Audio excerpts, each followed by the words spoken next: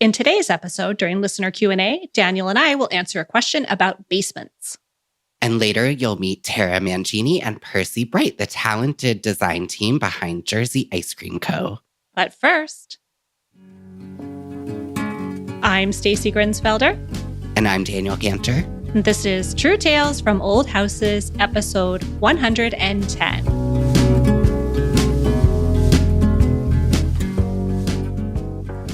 Hi, Daniel.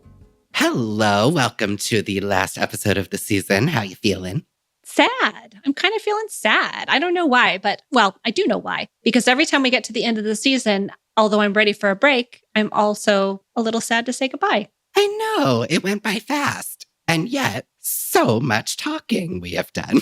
So much talking, yes. Before we talk some more, I do want to say a thank you to our Season 10 sponsors, the Craftsman Store and Sutherland Wells. We could not do it without them. Yes, thank you for sponsoring a wonderful season, you guys. So this is the last episode of the season. We just had this great conversation with Tara and Percy. Can't wait to share it with you. But we do have a couple of announcements. So do you want to start? I don't have any. You have zero announcements. No? Okay. Not really. If you want to rent my apartment, just let me know. Oh, that's still for rent, is it? Oh, rats. It is. It's not like totally for lack of options. It's just lack of options I feel great about. So just trying to be smart. Yeah. Yeah, I think that makes sense for sure. The announcement that I have is, of course, that I am hosting this trip through holiday vacations to London and other places in England, September 7th through the 17th. There'll be a blog post on the Blake Hill House blog in the next couple of weeks. It'll tell you all about it. But we are going to London. We're starting and ending in London, Shakespeare's Globe Theatre, Christchurch Cathedral, Stonehenge, all that good stuff. We're going to have a really wonderful time. And I hope that some of you can travel to England with me. It's going to be amazing. And then just real quick little admin. Please mark your calendars because we plan to release the first episode of season 11 of True Tales from Old Houses on Monday, May 6th.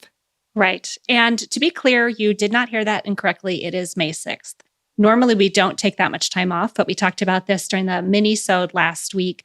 We're taking a bit of a longer break because my life is really in flux here this spring with my house and Salt Lake City. And so we pushed season 11 out just a little bit. It'll give us plenty of time to prepare with new guests and get even more excited about next season than we would be if we just had a few weeks between. Yeah, absolutely. We both have quite a bit going on in these next few months. So this will be helpful to us to plan an excellent season for you. We have some exciting things going on behind the scenes. So stay tuned.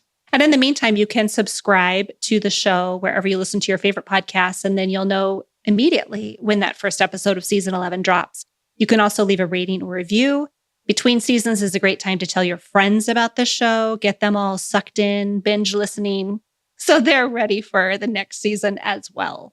Stacy's being very polite. You can leave a rating and review, and you should leave a rating and review if you are listening. Surely, just scroll down, tap those 5-star button, and you've done your part. So Daniel, with those announcements behind us, during this break, what are you going to be doing? Do you have anything special planned? Well, so I mentioned on the mini-sode, I'm going on an actual vacation with my boyfriend. I'm very excited about this. And also, I don't know if you get this way. I get pre-vacation dread and anxiety and oh God, I don't even want to do this. It's creating more stress than it's worth. And I will get over it. But right now I'm admittedly feeling a little bit of a crunch because there's just things I want to have done by the time I leave so I don't have to think about them. And then when I get back, it's basically punch list at the cottage, which is a long punch list. I am not going to act like I'm going to breeze through it in a week. It's going to be intense and a lot, but really kind of nearing completion in an actual meaningful way that is true this time. And so, yeah, I think the house will be on the market in, let me not jinx myself, the spring. And I just am so excited to put that project behind me. Is there a part of you that's going to feel a little sad, though? I mean, the cottage has been a part of your life for so many years now. I gotta say, I really don't think so. And maybe this is something we talk about on a mini-sode, and maybe we talk about it maybe it'll even be sold by next season. But to be totally honest, buying that house in the first place was the product of essentially like undiagnosed mental illness and like just not thinking anything through in a functional kind of way. And it may surprise you and others to hear, but it is true. And I can own up to it. I can face it. It is painful, but it's been almost 10 years. I closed on that house August of 2014. So in theory, I'm going to come in just under the wire of 10 years to renovate a house. And within that 10 years, I have done many, many other things, many other houses. For a number of years, I kept getting kind of pulled into this cycle where I just didn't have the money to do it. And so there's entire years where very little happened with the renovation, which felt awful. So to answer your question, it has been a really big part of my life, but not necessarily a especially positive part of my life. It's mostly, honestly, felt like a very heavy thing to carry on my back for the last decade. So wow. Yeah. I'm excited to leave it behind. And really, I'm excited for the house to enter another phase because it hasn't been occupied in, if I've owned it 10 years, probably at least 15 years. And it's time for that house to have a family again, you know? And it's not going to be me. So you're done. Washed your hands of it. Yes. I'm very excited. And then it'll be additionally weird, I think, because I do live right down the street. So like any changes that the new owners make, I'm going to see. And like, I also feel completely fine with that. I really do. I think in part too, because I've always considered it not a house that I was going to live in. You know, like there's never been an idea that I would keep it for a long time. And then I did anyway. Right. And here we are 10 years later. Yeah. Yeah. What are your big plans? Honestly, I'm not doing a whole lot of planning right now. I'll be visiting my kids to some extent, doing some projects here around the house. Like I said, things are really up in the air with Salt Lake City and here. So I have no news for you in that regard, but I'm sure we will talk about it on an episode coming up soon. And, you know, we did talk about season 11 starting in May, but you and I have both mentioned that maybe we'll do a mini-sode or two between now and then. I think we should. I think we should too. It feels too long.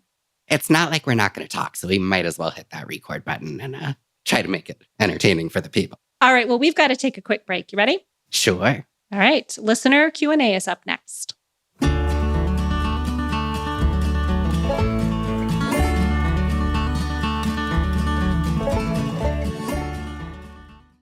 We have a fun question today for listener Q&A, and it comes from Ellen. And I don't know what your answer is going to be to this one, but Ellen wrote, I'm curious about your approaches to basements in old homes, dealing with water seeping in from snowmelt, insulating or heating them or not, keeping them cleanish for storage or projects, etc. So, do you have thoughts about basements? I have thoughts. Do you have thoughts? I do have some thoughts. I'm very curious to hear your thoughts because I feel like maybe some of my information is controversial, possibly. Interesting. So I'll give it a shot. Okay. If you have a basement, chances are you have one of maybe 4 types of foundations: poured concrete, concrete masonry, units, cinder block, stacked stone, which is what I have, or brick. Seems right? 4? I agree. With all of those, dry lock or other similar kind of like paint on waterproofing projects, I know are quite bad for your basement. They're basically, my understanding is it's essentially a kind of band-aid-y measure to keep water out when really the bigger issue is likely on the outside of the foundation and you may need repointing or additional waterproofing. Right. And dry lock is also like painting brick, basically. If you've got dampness behind the dry lock, it's not going to last forever. And it's probably just going to peel off in one long sheet, maybe even bringing the face of your stones or brick with it. Correct. Yeah. Yeah. Those materials and the mortar especially is really intended to breathe. Old mortar takes on and releases moisture very well, but not when it is covered in a essentially plastic coating. I guess the most broadly I would say is if you live in an old house, and by old, I guess I mean like probably more than a century, probably best to give up on the dream of a finished basement. It really seems like a recipe for absolute disaster. People do it, but I can't imagine. And then to kind of drill down specifically on your question, insulating and heating. So my understanding was always that you do not want to insulate the ceiling of a basement under the first floor of your house. I think that has changed. I know with the land bank renovations we do, we insulate the first floor system, so the ceiling of the basement. This is just kind of what we have to do for local code and whatnot. We also insulate the rim joist entirely with spray foam. I think that that's a method that we're going to severely regret in about 20 to 50 years. But it does seem to be the standard right now. So the reason I say that is because if it's an old basement, you're already likely dealing with old growth wood in contact with some type of masonry, which we don't do anymore. Now, when you frame a house, you do basically a vapor barrier between the bottom plate of the wall and the masonry of the foundation to keep never the twain shall meet.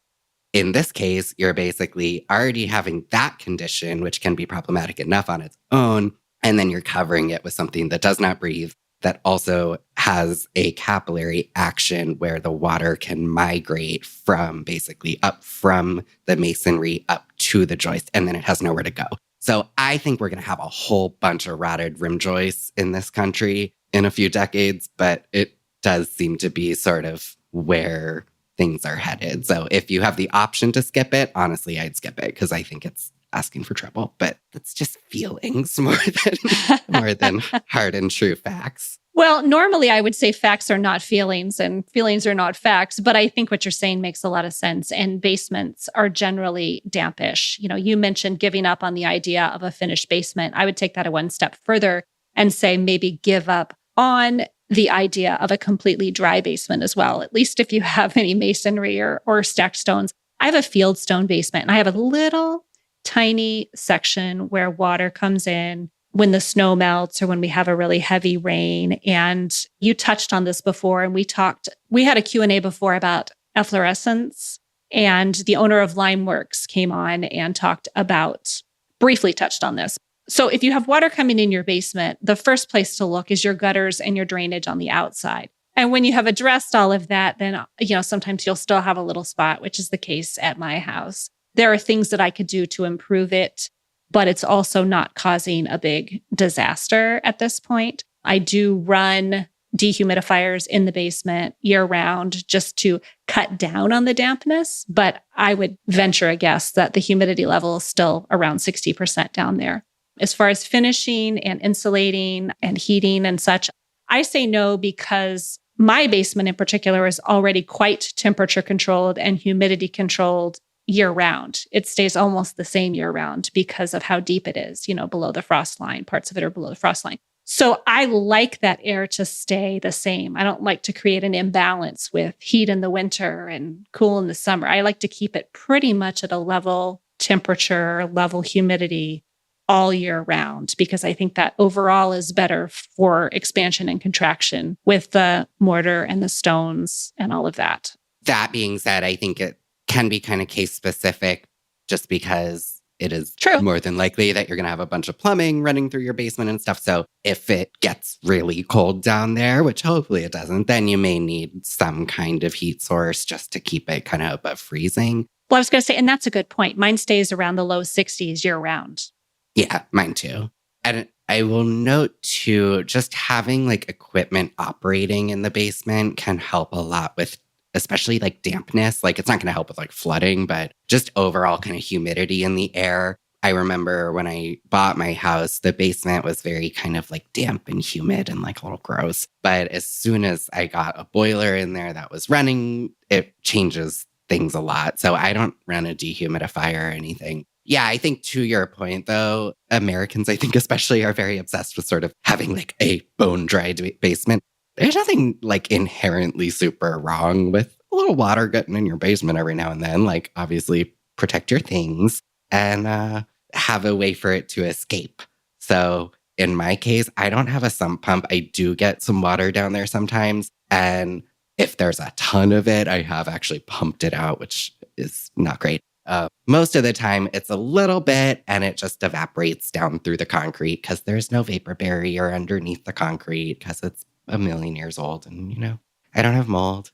It Yeah. doesn't really seem to matter that much. I think we should shoot for mostly dry because, like you said, if you have a lot of water in there, then a sump pump is required. Mine's the same. I have this little strip of water that kind of winds its way through in one little section. And then my dehumidifier and whatever's happening down there, it just evaporates really quickly. But I did want to address cleanliness because I may be a little too particular about my basement, but I put everything that goes down there in plastic bins for the most part or the bottom layer is on a plastic bin or on a wooden pallet or something up off the floor in case there's water intrusion that I wouldn't find. I don't want any of my stuff to be ruined.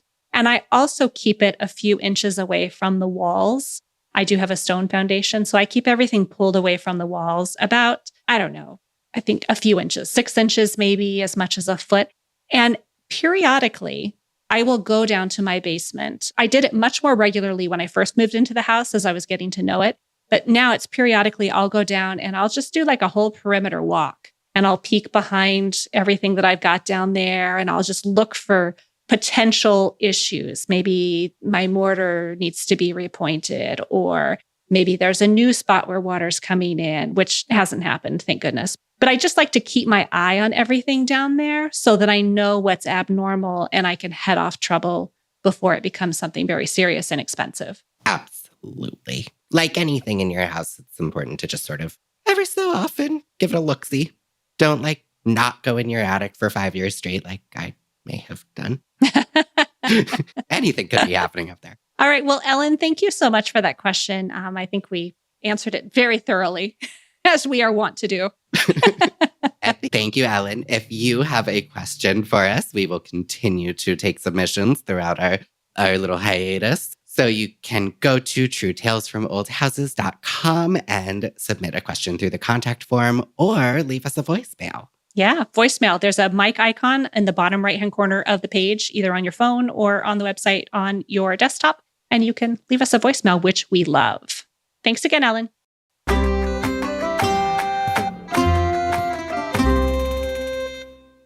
True Tales from Old Houses is supported by The Craftsman Store, another excellent resource from Scott Seidler of the Craftsman blog. The Craftsman Store is your go-to place for old house tools and supplies. Like we've been telling you all season, Scott has taken the hassle out of tracking down the specialized old house supplies that we need and put them all in one convenient place for us. It's a cozy little online hardware store full of books, tools, and replacement parts. I often shop at the Craftsman Store for things like window glazing points and other special supplies for window restoration. Scott also has an amazing selection of excellent downloadable plans for things that you can build yourself, such as storm window and screen combos, which I personally am very excited to follow to the letter. We often think of major online retailers as being the quickest way to get something, but the Craftsman Store, they ship so fast. And as far as I'm concerned, extra points for having an actual human working in customer service. So from window restoration to plaster repair, they have everything you need to do the job like a pro.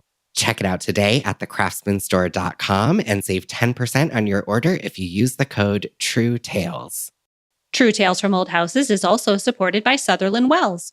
All of the Sutherland Wells products are handcrafted in Providence, Rhode Island, with the highest quality, sustainably grown tung oil. Tung oil, native to China, has been used for centuries as a durable finish for wood, metal, and stone. Stacy, as you know, polyurethane really just sits on the surface of the wood, but tung oil finish penetrates the wood, so it flexes and contracts as conditions change, which makes it the perfect pre-finish or protectant for everything from fine furniture to window sash and sills.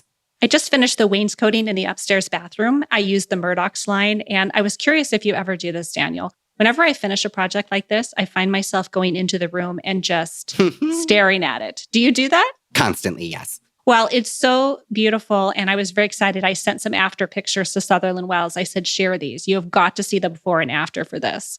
And they were happy to get them. So once again, I used the Murdoch's line for my wainscoting, but whatever you're working on, there's an entire product line.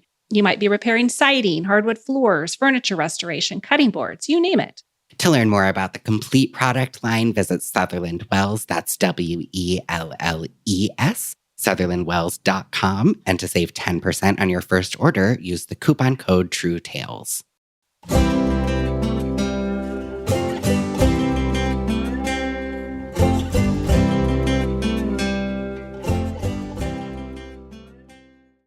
Our guests today are the legendary team behind Jersey Ice Cream Co., Tara Mangini and Percy Bright.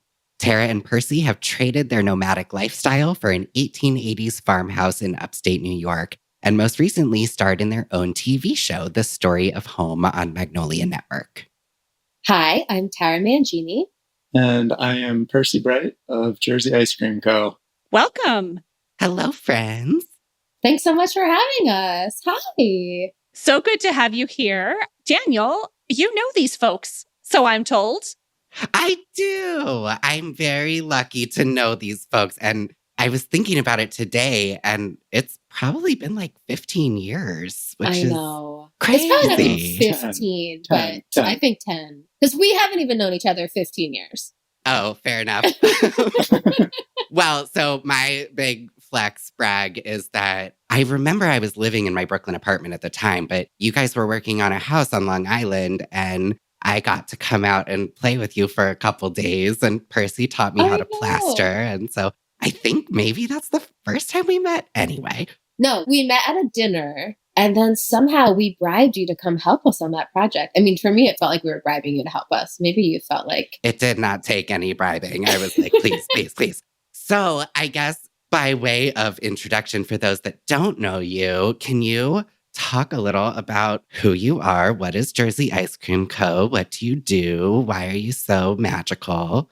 Well, we are a very small design team of two. We've been working together as Jersey Ice Cream Co. pretty much since we met. So that's been almost 14 years now. We're self-taught designers who really got our start just kind of throwing ourselves into the spaces and really living in them while we work on them, which has become sort of a trademark of how we work, and I think is really reflected like in our style, and things are really, you know, handmade and sort of have like a imperfect quality, or that's at least what we're going for. Percy's doing woodwork and we're plastering and painting things ourselves. I mean, very much like you guys are doing DIY type origins, I guess, that we're hoping that they've been like elevated to the next level. But I don't know. I think it's all pretty mediocre. Thank you. Kidding.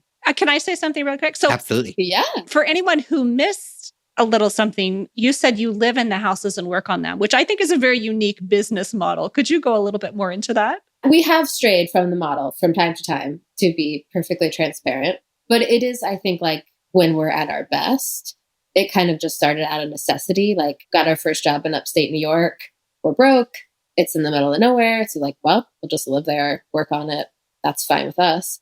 But there was just so much information that we got from being there all the time and living there, and where we naturally wanted to focus, or like where we sort of just found ourselves spending time in the house, how we use the space. Like, that was so informative that as the projects went on, we kept doing that kind of a model because we were still like young and starting out and all that. And then once that gets like taken away from you for your first like fancy job, commercial job, whatever, I think that's really when we realized like, man, this is so valuable, because to do it at this point on paper, or even just going to job sites and stuff, I mean, it's just not the same level of like that seeped in living it, you know, where you're like, right. When I went out and visited you guys, you were living in it was a weird house too. And it was really, really cool to watch, because I think we think of professional interior designers as like, you know, you come in and you have your poster board of all the samples and the entire palette and everything. And you guys seem to take a much more kind of iterative and like slow approach of letting the house sort of just tell you what it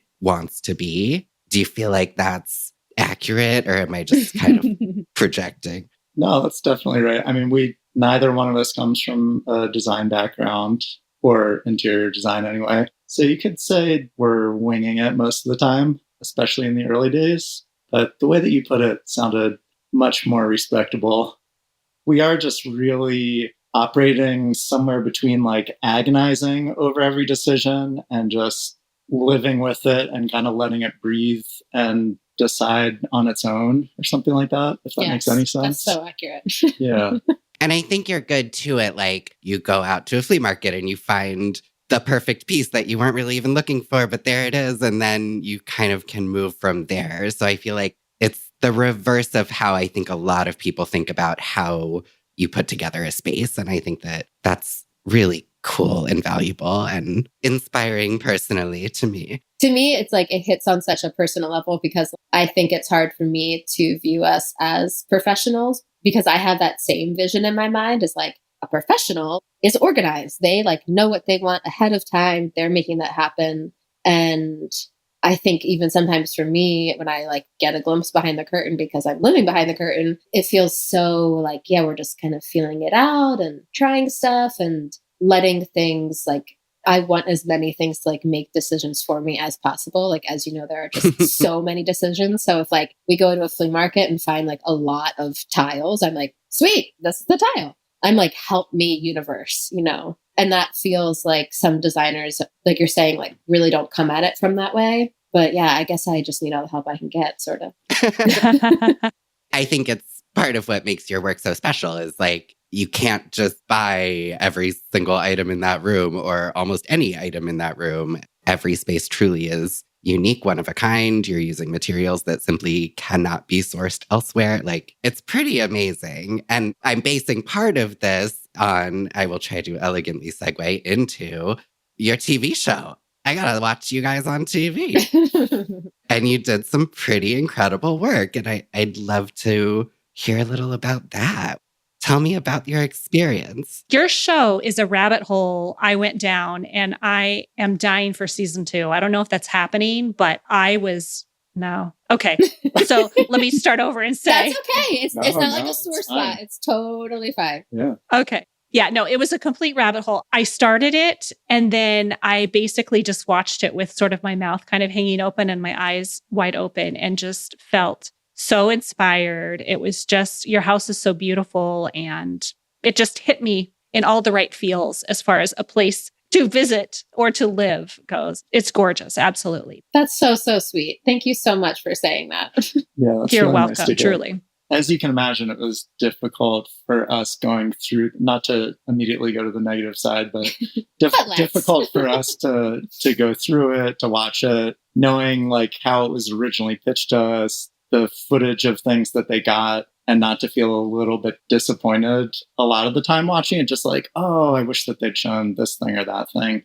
But we're really happy that we had that experience, that we were able to like have that part of our lives documented, really show way more of the process than we normally do, because we're terrible at stopping ourselves while we're working and frantic and trying to finish something, to like document every phase of the process. So it was really nice. We're really happy that we did it, and always happy to hear feedback and that we came across better than we felt like we did while we were watching it. Well, I still like you. I was entirely charmed. I'm also biased.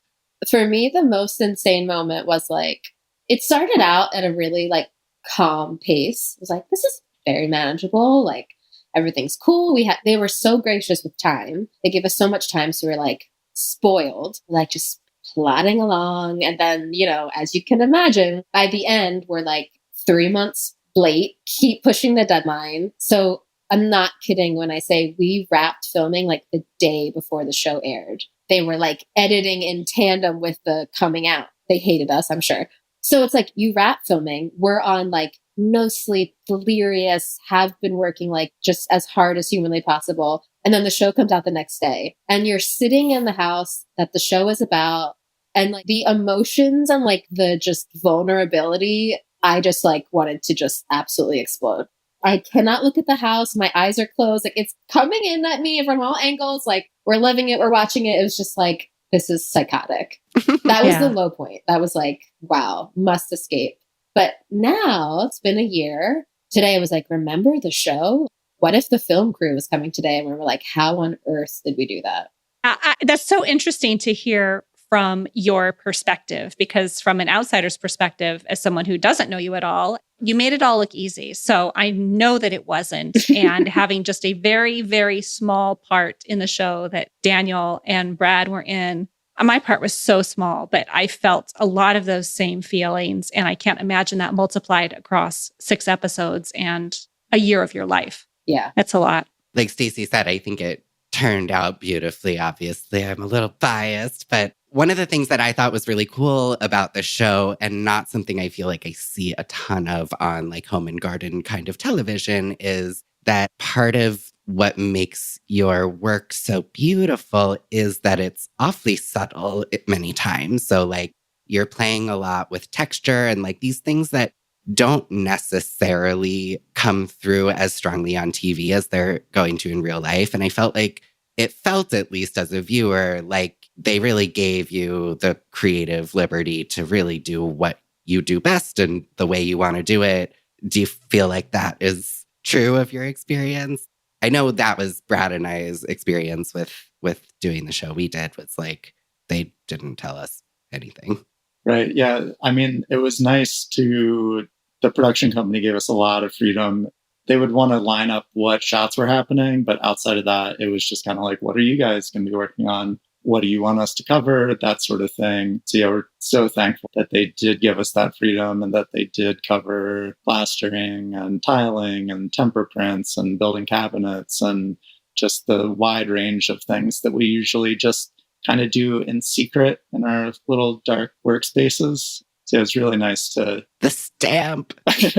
Yeah. That was so cool. Like immediately I must stamp something. I must create stamps. Daniel, will you explain that a little bit for people who are listening? I can try. Actually, you guys should explain it because my memory could be off.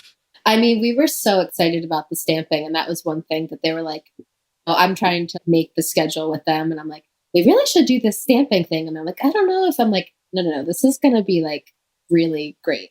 We just had been so inspired by all these like Swedish interiors, and they're just going for it constantly with like painting on the plaster and like doing like fake woodwork, and they're just like more is more kind of a thing. Like it's just really beautiful and inspiring. And so we knew we wanted to do that for a while, but it's always just so hard because you have the plaster and you're on a normal project, you're like running out of time. So you're just like, it's fine. We'll just leave the plaster. It's good enough. But we really wanted to do it. I mean, the first room we printed was the master, like our primary bedroom. And it was really scary, like to put that first tempera print on the wall. And we're just making these stamps out of, I forget the word. It was like weather stripping, just leftover little white foam, weather stripping and scrap wood. So we had a full on meltdown day in front of the TV crew. We like were ready to put the first stamp on the wall, and they're all behind us filming. And we thought that we had a plan. We had like lasers set up, but it had to go on at 45-degree angles. And we just like couldn't put the first one down because we were just like, once we put this down, then like we're going. We didn't have every single step figured out and just couldn't put it onto the plaster. And so we just had to pull the plug on that day of filming, and they weren't super happy about that. No, they were so fine about it. It was like a big, I think just the first stamp for some reason felt really like momentous. Then by the time we got to the blueberry bedroom, which was a lot more of like an organic print, it was like, okay, this is totally fine. But yeah, a crazy way to make the stamps with weather stripping and plexiglass and hours of cutting at a table. It looked so beautiful. And that was one moment where I was like, it's so subtle that in the wide shots, you like can barely even see it. And I was like, that would never fly like on TV. Like 10 years ago, they would have made you do it in some super bright color just to like make sure it was. I really appreciated that about the show. It just felt like every room that you finished was very much you guys.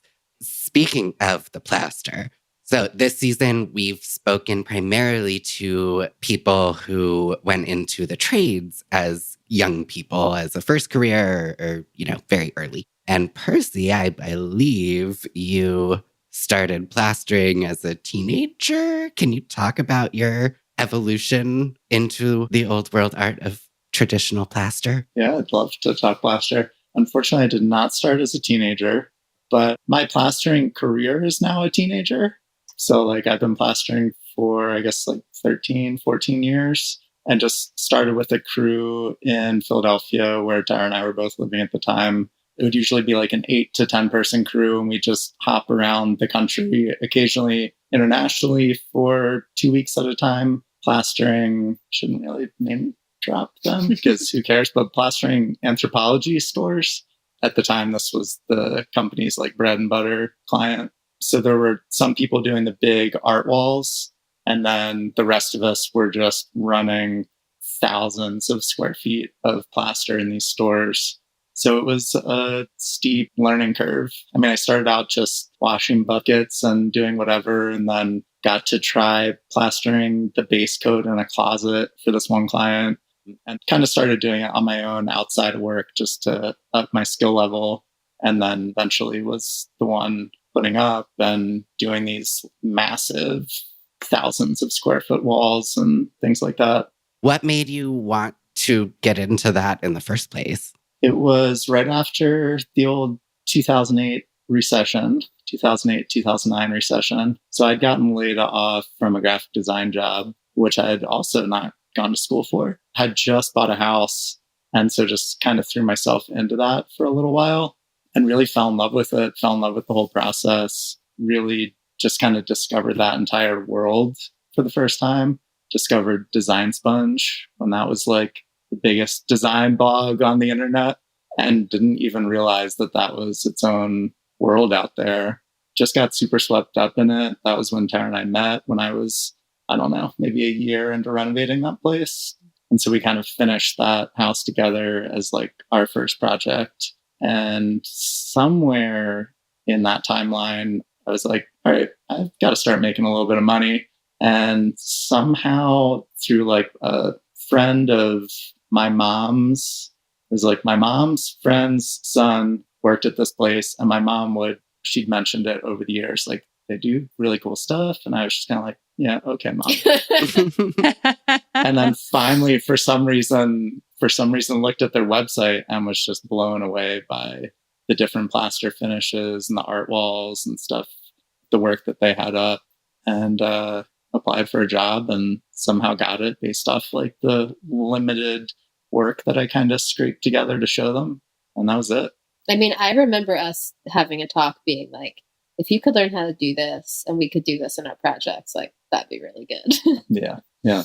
You were right. Yeah. Sure was. Yeah. Well, it's pretty amazing to watch. Like, I will never forget going out there to that house in Long Island and quote unquote assisting Percy as he's putting up plaster, and I'm watching and I'm like, well, that doesn't look so hard. And then the second I had that hawk in my hand, I could not do a single, all of it's on the floor. And Percy was extremely gracious and was like, it took like a year before they let me put anything on the wall. So like, I don't know if that was true, but it made me feel better because I just was horrendous at it. When Percy does it, it looks like it's going to be so easy. And I'm the same way. I'm like, I'll get my confidence back up. I'm like, and then I like, the second the trowel's up, I'm like, I don't know what's happening. It's like you forget how your arms work. I know. And you have to move fast with that stuff. Yeah. And that hawk, I can hold it for about 10 minutes and then I'm done. I'm like, okay, I need to figure out some other way to make this work because this hawk feels like it weighs 100 pounds. I know. Doesn't, but it does to me. I need to learn to do it just so I can like really get my arms toned up, but or at least one, right? This is the motion. Stacy, do you have, because I'll just keep going. Well, I did find myself as I'm looking at your work, wondering if you consider yourselves minimalists. I don't think so.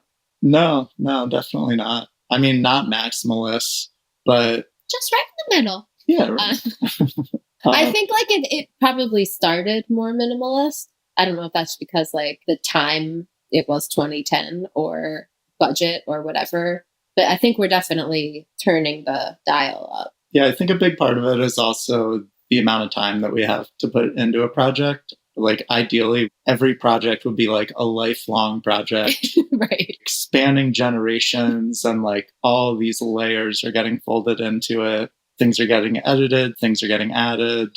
And it feels like a perfect old generational home that with like all these different characters who have contributed to it over the years. But it's like most of the time we have 6 months or we have a year. And so it kind of feels like we'll only get those first few layers in before that's it. The clock's up. Sure. Are you influenced by any particular artist or area of the country or anything like? I mean, what are your influences, if there are any? I find it hard to talk about influences because I never really have like a specific set of like, these are my big influences, and that's never changing. It's always such subtle, minor things like seeing little architectural details, just walking around or going to a museum and seeing anything. Like I was visiting my little cousin in Germany over the holidays, and we went to Lenbach House where there was an exhibit on the Blue Rider group.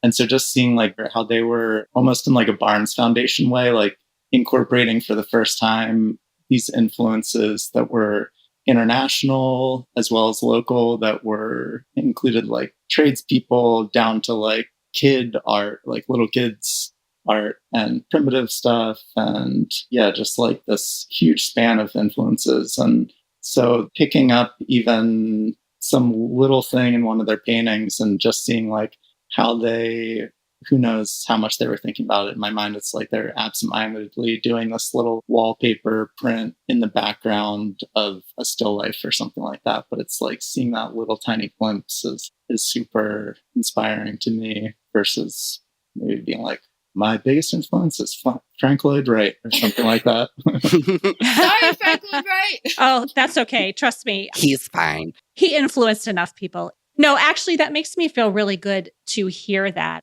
One thing it tells me is that you're the real deal because I think it's really easy. Daniel and I talk about this sometimes. We both hang out mostly on Instagram and about how overwhelmed we get by too much inspiration, over inspiration. You know, you see, it'll keep serving you the same thing that you've already seen once, and then it will add more people who are just like that. And after a while, it's like, do I like this or do I not like it? You know, and I think it's really good to hear from people like you who are really just going about your daily life. And you are what I would call super noticers, basically. You notice things, and if they interest you, then you can take those and use them in your work. Is that a fair assessment, or am I just, and now is it my turn to project on you? I think that's definitely like the ideal. You know, if anybody's on Instagram, it's probably me. And I have those moments for sure of like, I can't tell where the line is between something I like and something I've been like influenced to like. And I'm like, wait, do I like this? Is this cool? Like, did I come up with this idea? Did I copy it? Like that line gets really blurry. And when we started doing this, like Instagram didn't exist, everyone. So it was like, we were only getting ideas just. Or Pinterest. I know. It was like the ideas were literally just like from our heads or what we saw, and that felt super pure, obviously. And then it starts to feel like you can't tell if you're copying or. So I think the more the influence is coming from, something that feels like sincere and kind of organic, the more it feels like you can trust it. Yeah, Instagram for me also like works from the other direction of like dissuading me from wanting to use certain things. You're that good you see like too that, much yeah. of like, okay, great. Now we like can't use brass or anything with a scallop shape or Solige tile or anything that could be called like shaker style or modern farmhouse or something. It's like we need to avoid all of that stuff like the plague because I've seen it a million times. But yeah, you can't. Yeah. I mean, some of it you can, but some of it, I mean, yeah, I hear you. I will once again try to elegantly segue into speaking of just the creative side of this. Like, you guys do something that I don't think most couples could handle. You work together, obviously you live together, and you both have a strong aesthetic. It's not like there's one person just grunt working and the other one having full creative control. So I'm always very impressed and a tad jealous of couples such as yourself. And I'm wondering, like, how do you guys approach, I don't know, when you don't agree on what to do in a space, or does that even happen? We have never had a disagreement. What's the secret sauce? Oh, okay. Perfect. Moving on. Next question. I don't think design disagreement is not a huge struggle for us.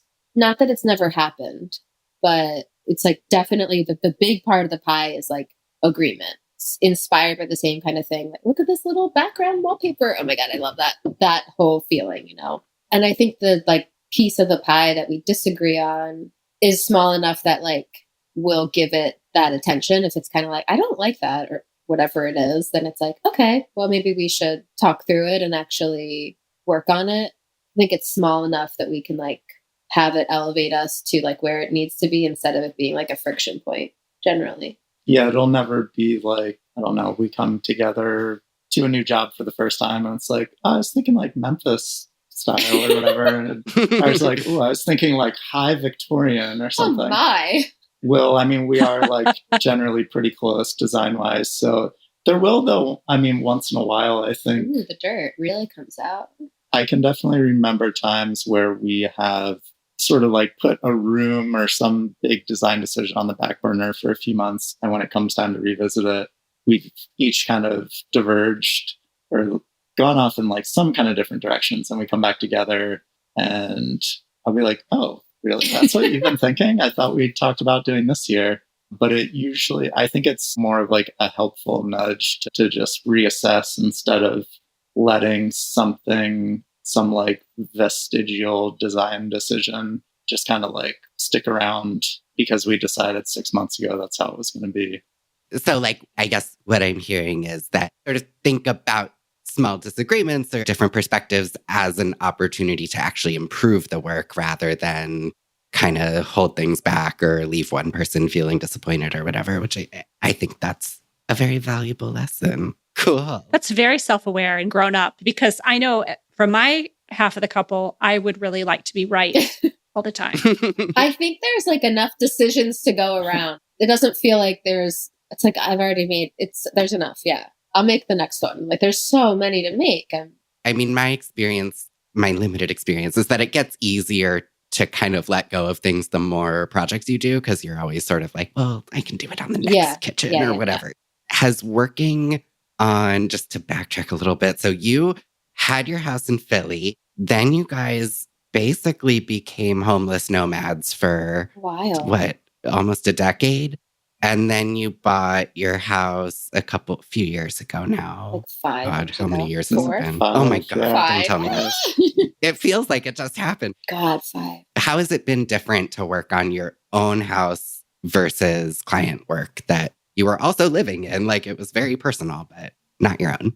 It's good and bad. You know, there's no project must be finished by Memorial Day timeline. So this one has stretched on for 5 years and counting. And like that was with the show, which was an enormous push. I mean, would we be finished even now? Like, I don't know without it. I mean, we still aren't. Well, we mostly are, but you know. I think like the hard part was we way underestimated the time. We were like, we'll finish in a year. And it took, you know. You really are just like. Yeah, we really, really are. It took 4 years for sure. And that was a lot of work and self-funded. So you're also trying to make that work in the mix. But I mean, I think the nice part was that an incredible amount of time gave us the incredible amount of time, and the fact that we did everything ourselves was like, I hate nothing more than you make the decision, you go on site to check it, and you're like, that's what I said? I said the light should be there? Oh God, why? Like, you know, like I hate the thing you order comes in. Like that feeling is like absolute nightmare to me. So to be able to be like, I'm standing here, Percy's holding the light up, like here. Like, I'm like, yeah, no surprises, just everything like as it should be. But I mean, you really start to obsess the amount of just care we put into like every leg in the kitchen cabinets, every cutout, the transition from the sink to this counter to the next counter. How much should it overhang? What should the thing be? Where should the bevel end? Like just a constant obsessive, you know, that's sort of like fun, but that's also gets dangerous and really drags the time. But it's cool too, because I think that's part of it is like you guys approach things very intuitively. So by nature, it doesn't work super well to have a set of building plans that you just pass off to a contractor because the rule is to put the sconce at 5.5 feet on center or whatever. Like just taking it case by case and what feels right. And I'll stop. No. Openly, yeah. flattering you. There's no question. It's like, it's not sustainable, I think, is the kind of like the downside of it. But the plus side of it is the process is kind of ideal. Like, I mean, it's painstaking, but it's like you get what you want. Now we're on a project where there are builders and we are doing a lot more of that. And, you know, it just becomes like, how do you get what you want? Some designers are obviously really good at that. They're like pristine drawings and things, and we're just not like that. So it's like, how do we get it all just so? And what's the answer? I don't know. TBD. Okay, real quick. So you guys have a mid 1800s-ish farmhouse? Yeah, like 1880s. Yeah. Okay, so your house is an 1880s farmhouse in upstate New York. That's the one we saw on the show. Could you talk a little about your kind of approach to restoring versus preserving versus remodeling and sort of modernizing the house? Because I feel like you struck a really cool balance. Well, thank you. First of all. Really happy to hear that it looks that way, because we definitely ended up having to tear out way more than we were expecting to or ever would have wanted to. The house you might call a money pit, accurately. I mean, somehow we've talked so many times about like, how do we end up out here with this particular place? Because the house itself, when you walked into like bright green walls in this one room with laminate flooring. And that was just the start. There was a purple room and a bright blue room and a bright orange room. And it was one of those houses. Vinyl windows. Yeah, they'd winterized it. So there was like the red liquid in the toilets and everything the first time that we saw it.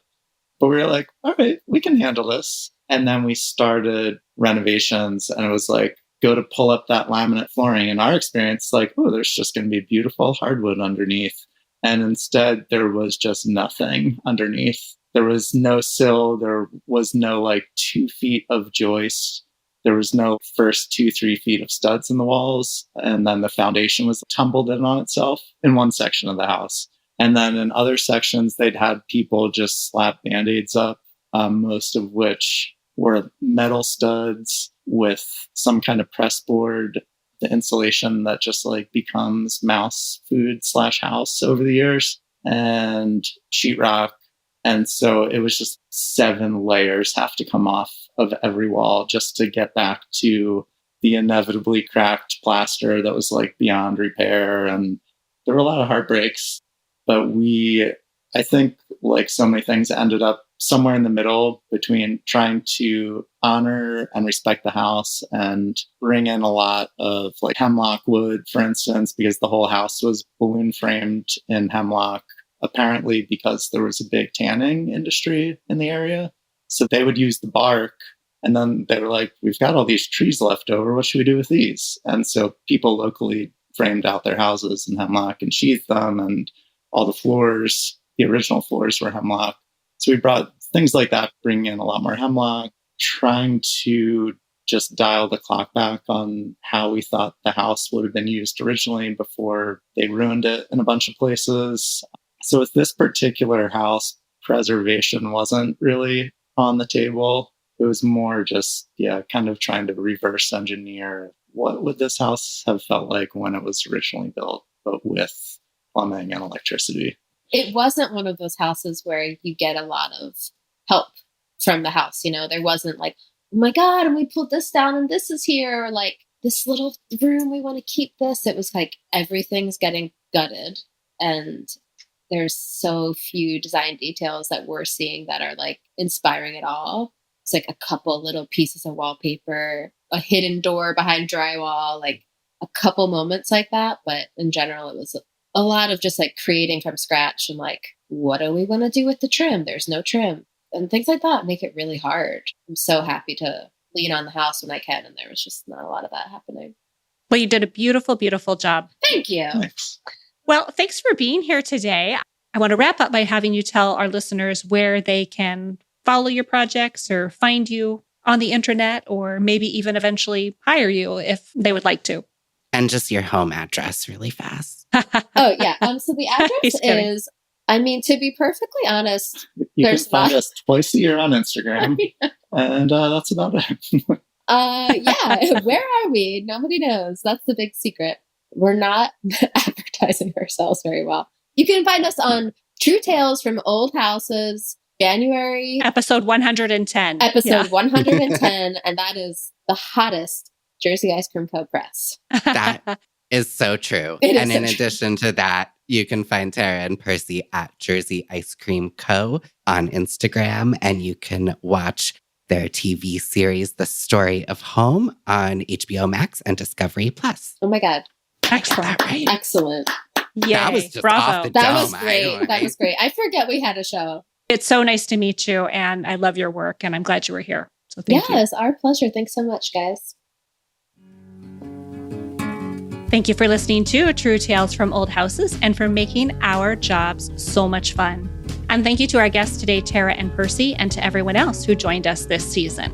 Caitlin of Restoration West, Reagan Leslie of Black House 7, Rob Cagnetta of Sutherland Wells, Amanda, Joe, and Spencer, who shared their spooky ghost stories, Andrew Wing of Saving Old Windows, our moms, Vera and Ricky, our moms, Matthew Ribes, Brendan Brody of Queen City Hardwood Restoration, Chris Ionelli from Door.org, and Kylie McKay. Many thanks to the unsung heroes of this podcast, Nick and the crew from Mike Me, and thanks to Jason Shaw from Audionautics for our intro and outro music. And don't forget, leave a rating or review wherever you enjoy your favorite podcasts. To continue the conversation, join us on Facebook and Instagram at True Tales from Old Houses, or individually, myself at Blake Hill House and Daniel at Daniel Cantor. And to learn more about everything we discussed in today's episode or throughout the season, or request a transcript, visit truetalesfromoldhouses.com. And don't forget, season 11 begins Monday, May 6th. Until next time. See ya in the spring.